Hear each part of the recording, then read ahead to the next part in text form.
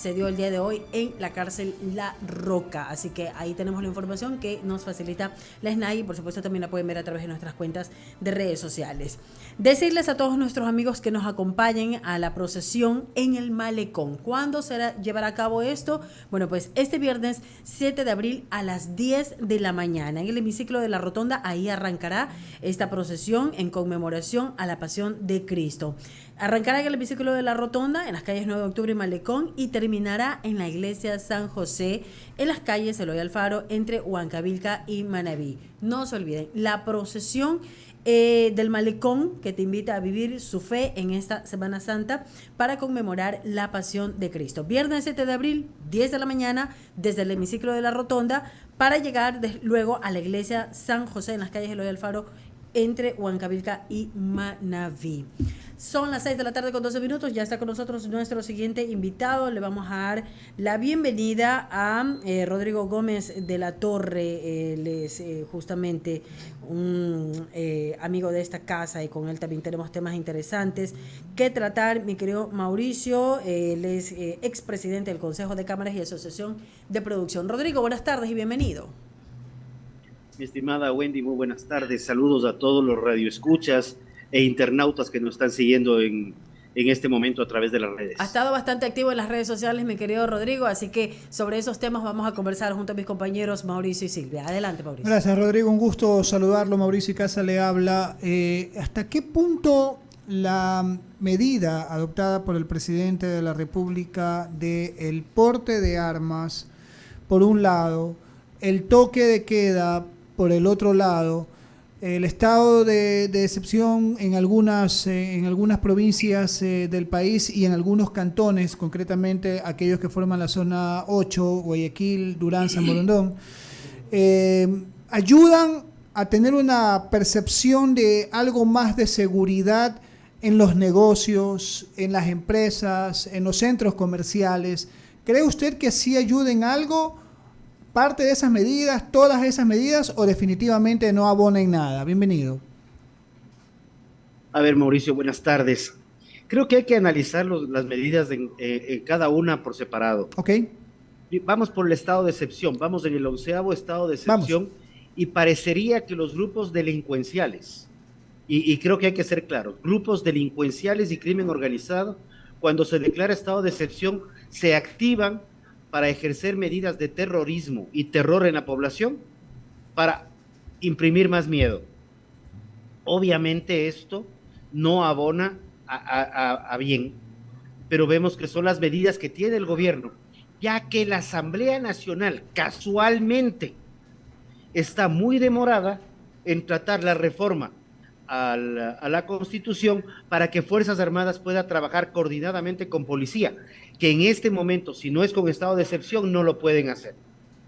Esta medida se aplicó en el gobierno que estuvo algunos años en la presidencia y ahí nadie cuestionaba. Sin embargo, fue derogado. Eso hay que implementarlo nuevamente porque el rol de Fuerzas Armadas puede ser predominante en este momento para combatir el crimen organizado, tanto nacional como transnacional. Le entiendo entonces que... Siguiente punto. Le entiendo entonces que la medida en sí es una de las pocas a las que tiene alcance el presidente como tal, de manera constitucional, pero que coincidencialmente activa a la delincuencia organizada como para generar ese ambiente caótico que haga que la presión social entienda que la medida no sirve. ¿Esa es la interpretación que debo hacer de su comentario? Creo que me has entendido perfectamente y con tu explicación creo que quedamos claros hacia la ciudadanía. Perfecto. Estas son medidas que el crimen organizado, que parece que se está viendo muy afectado, está viendo cómo generar zozobra en la población. Ahora vamos al toque de queda. Ok. Hemos visto un toque de queda que ahora inicia a la 1 de la mañana, si no me equivoco. Sí, de 1 a 5. Creo que ese es positivo, de 1 a 5. Este toque de queda ya permite que las actividades de comercio y las actividades turísticas puedan mantenerse durante más tiempo, porque el toque de queda desde las 8, 9 de la noche que teníamos anteriormente, más que ayudar, complicaba la situación. Okay. Y ahora, para terminar tu pregunta, y no para extenderme, sino para terminar simplemente, la medida de reformar un decreto ejecutivo que permite el uso civil legal y regulado de armas, eso solamente deja en claro que es una medida que ha estado vigente en la legislación ecuatoriana desde los años 70, 80, e inclusive en el año 2011, quien estuvo de presidente en esa época, la validó para ganaderos y camaroneros posteriormente, porque se dio cuenta en una reunión que mantuvimos en Chone en agosto, que la situación de inseguridad en ese momento ya era insostenible. Y lo que se le planteó es que el derecho de tenencia y porte de armas, y hablo de derecho porque así está estipulado y escrito en el artículo 360 del Código Orgánico Integral Penal, así lo menciona. El derecho de tenencia y porte era algo que debía imprimirse nuevamente para sectores rurales principalmente. Y creo que eso es algo que, y lo he dicho públicamente, he felicitado y comparto lo acertada de la decisión tomada por el gobierno nacional, sea esta decisión del presidente, del secretario de Seguridad, del ministro de Gobierno, del ministro del Interior o quien fuere, que algo puede permitir que el ciudadano se sienta más seguro y que a la vez sea una medida disuasiva donde el delincuente no tendrá la certeza de que el ciudadano está 100% desprotegido. Y se nos escapa una, Rodrigo, es el hecho de que los guardias de seguridad también podrían usar o portar el arma en las inmediaciones del lugar para el cual está contratada la seguridad. Eso debo entender que son personas que están inclusive más preparadas que el ciudadano civil para poder manejar una situación. Entonces eso también daría esa sensación de seguridad, ¿no? Un mensaje que se le manda a la delincuencia, de decir, ya no me meto así nomás a un restaurante porque puede haber 1 o 2 guardias que pueden repeler el fuego con fuego. O a un condominio porque puede haber de los 50 condominios, 10 que estén armados. Y ya los 10 que ingresan ya tienen 10 que les responden, más la policía, y en el sector rural de igual manera.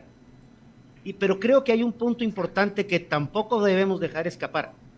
Cuando hablamos de porte de armas, estamos hablando de porte legal de armas, porte regulado de armas. No existe tal cuento que hemos leído en redes sociales de libre porte de armas.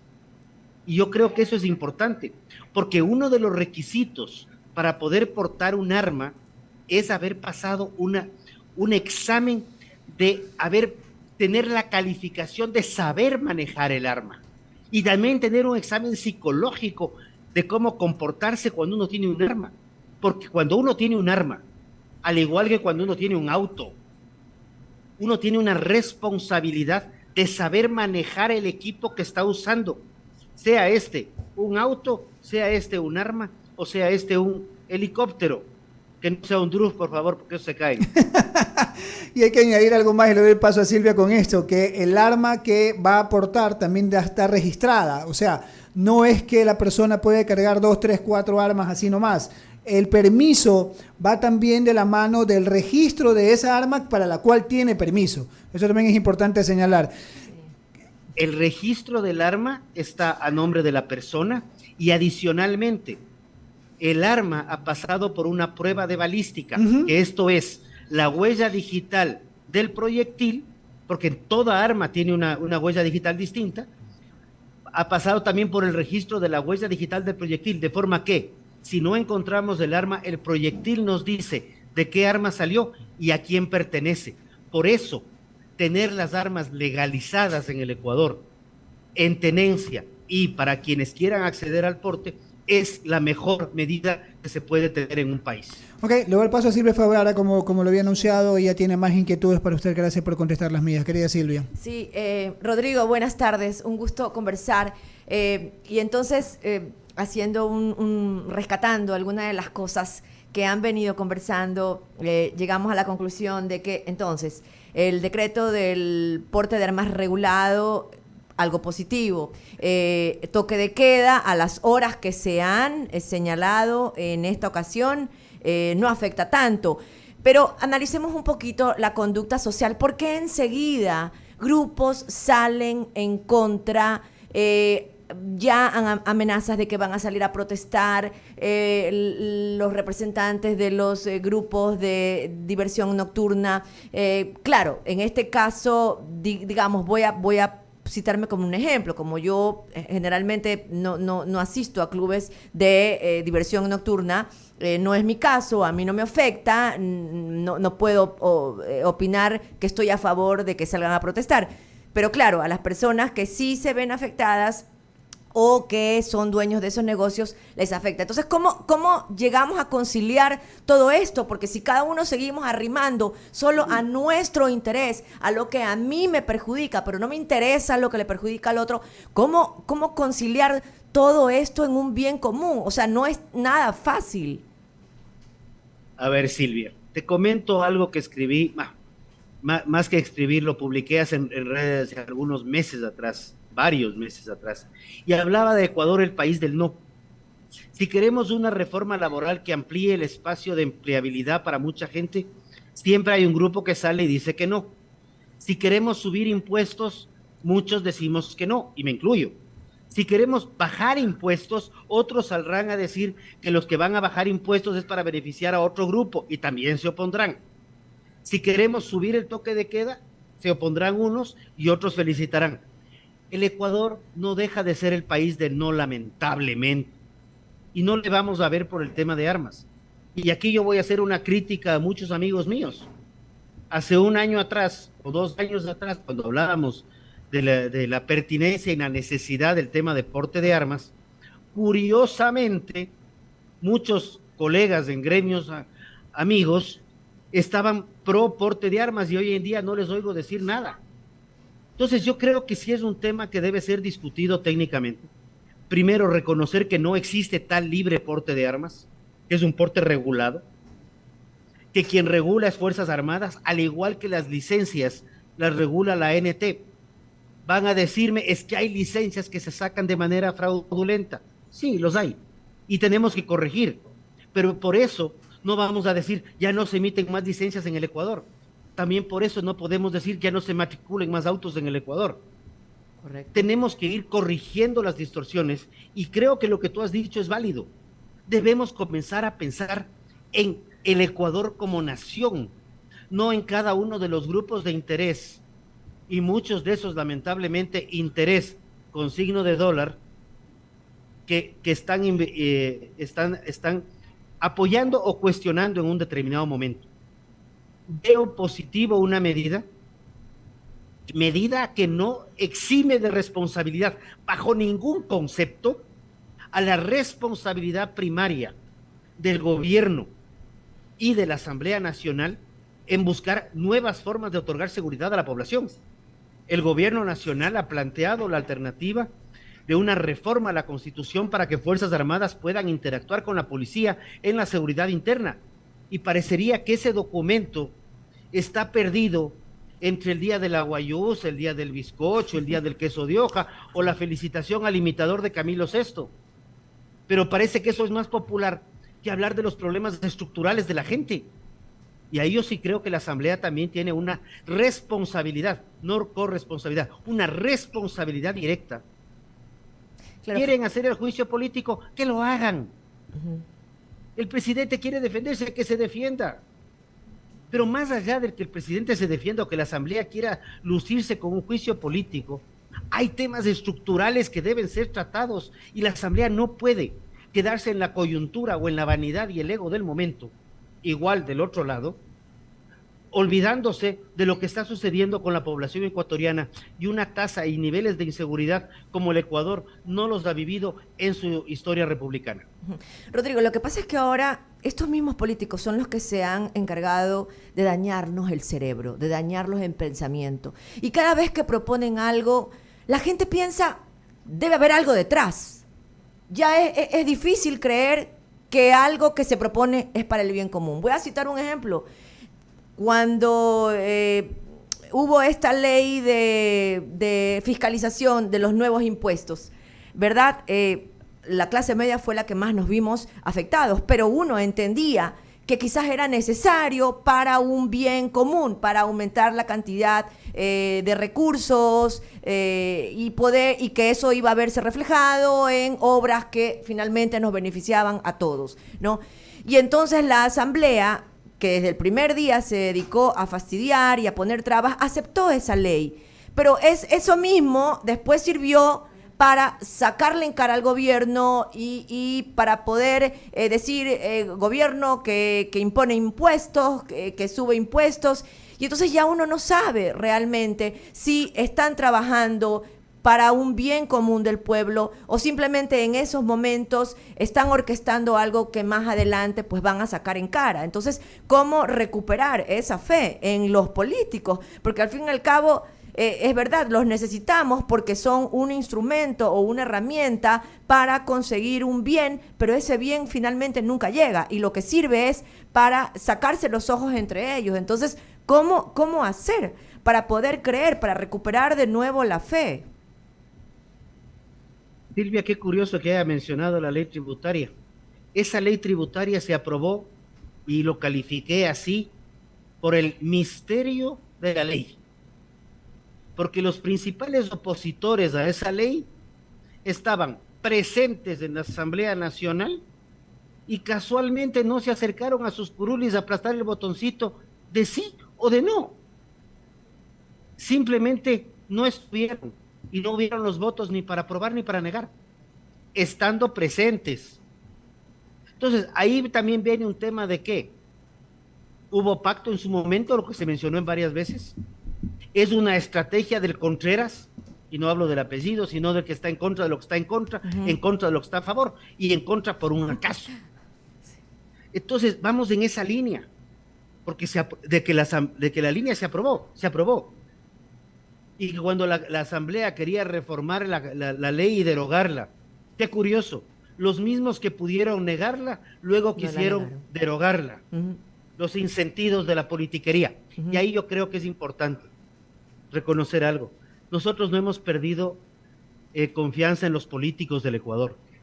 Nosotros estamos sobresaturados de unos oportunistas políticos que nada saben de política, nada entienden de política, porque política, en términos reales, sí es pensar en el bien común, por sobre el bien particular.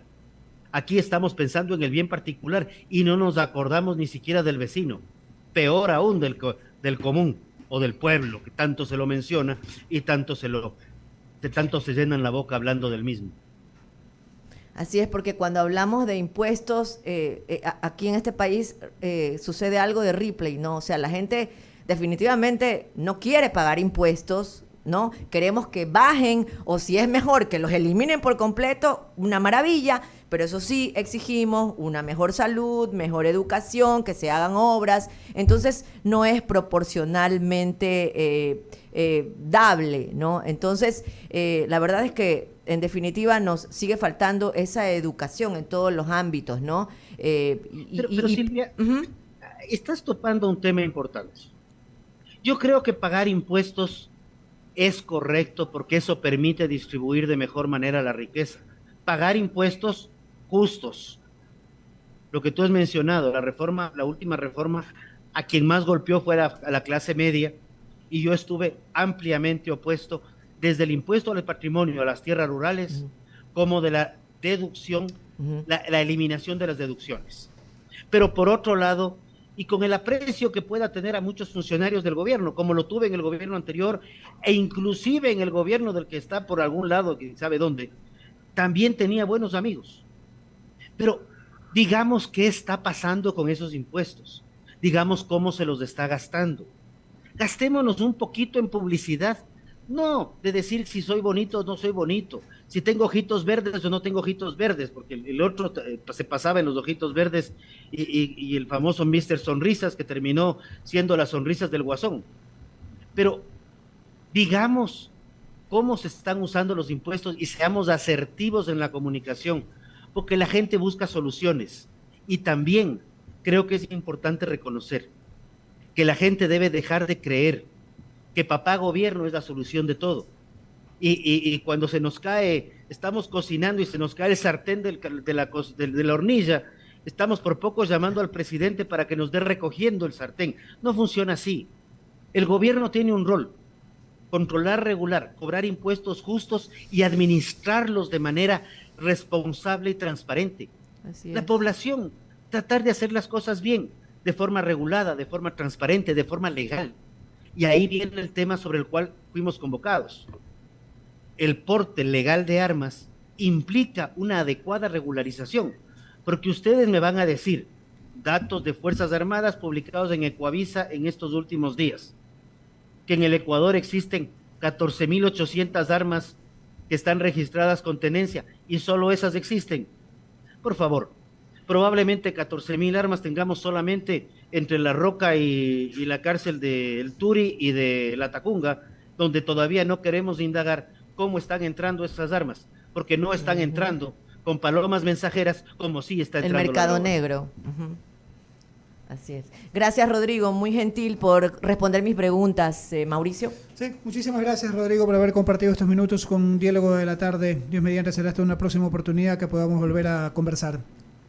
Por el contrario, gracias a ustedes por el espacio y confiemos que algún rato podamos hacerlo en vivo en una linda ciudad como Guayaquil, y en donde a quienes me solidarizo por los aguaceros torrenciales que están viviendo. Gracias, gracias. Llueve agua y llueven balas también, mi querido Rodrigo. Gracias y será siempre bienvenido acá, Rodrigo. Muchísimas gracias. Como llegamos 18 horas. Le mando un abrazo. 18 horas con 32 minutos. Por una lamentable noticia a nivel Así internacional. es correcto. Andrés García, Acaba de el fallecer. galán de las telenovelas y de Galán algunas de galanes. películas. Así es, el galán de galanes. Ya sabíamos que estaba padeciendo de una terrible enfermedad, y a eso se sumaron otras más en los últimos días que también se dieron a conocer. Quien nació en 1941 y un día como hoy, en el 2023, fallece. Así que De ahí origen está. dominicano. Para Silvia, por ejemplo, me imagino que en su época Silvia debió haber estado, pero lo De quitan origen, por de Andrés origen, García también, de ¿no? origen dominicano, actor de Ah, ¿no numerosas era- no era películas. mexicano? No, No, hizo no, hizo es buena dominicano. parte de su carrera, Sí. cerca de Wow. más de 50 años de carrera Yo artística, también la me hizo en quedé México. asombrada. Muchas películas, una serie de telenovelas. En su momento fue el galán de galanes de las telenovelas. Así es. Y Qué hombre para evidentemente guapo, la verdad. Qué guapo que era Andrés García. Que en paz descanse, que en paz descanse Andrés García, será Parece mi siempre general, recordado. sí. Oiga, ¿por qué los hombres no pueden admitir que un actor, o sea, que es guapo? O sea, que es pinta. Perdón, que ¿a qué viene su comentario? Que yo le digo, sí, qué guapo que era. Usted así, ni fu ni fa ni por aquí. Pero es que- pero cuando nosotros entre las Ay, chicas decimos fulanita es pero, guapa, pero, sí, de verdad, pero, es pero, un Ay, cuero. un Y cuerazo. no pasa nada, Se ¿no? emociona. Pero los hombres es como que la lengua se le... Usted se le- está asumiendo cosas que nada que ver. se O le sea, lengua la traba. A ver, usted está asumiendo cosas que nada que... Dígame O cuándo... no era su tipo. A ver, no. No es un tipo, es un tipo. Simplemente usted muchas ocasiones asevera algo, afirma algo y no siempre la secundo. Me quedó claro, no era su tipo. Bueno, yo lo he visto. O sea, lo único que le puedo decir es que yo soy de Barcelona, no soy del otro Yo lo he tipo. visto en algunas fotografías y también películas. Andrés García. Y la verdad es que era un tipo bastante Muy bien guapo. puesto, muy guapo. No le puedo decir que era mi tipo porque no. O sea, a mí ahorita no. Pero no sé si en esa época. Claro, pues, o sea, si tú me preguntas a mí, no, es que en la época no lo recuerdo muy bien, pero lo he visto. ¿Cuántos años y sí tienes? lo conozco. 43, pero es que, a ver, a lo que voy es que a mí... Pero tú no te sentabas al lado de tu madre a ver las sí, telenovelas. No, yo no veo telenovelas, no me gustan. No, las bueno, cuando era telenovelas. chiquita tu mamá no veía. Pero sí, Esta no tuvo infancia. a ver, por eso estoy diciendo, lo he visto y sí, es un tipo bastante bien puesto. Si me preguntas personalmente, no, a mí no me gustaría, a mí, pero es un tipo bastante Está bien bien. puesto y he visto que muchas mujeres, y de hecho, tuvo muchas mujeres también y terminó solo. Experiencia, ahí tienen. Uy, ese mensaje creo que tiene. Algunitos. Eso es teledirigido. Algunitos.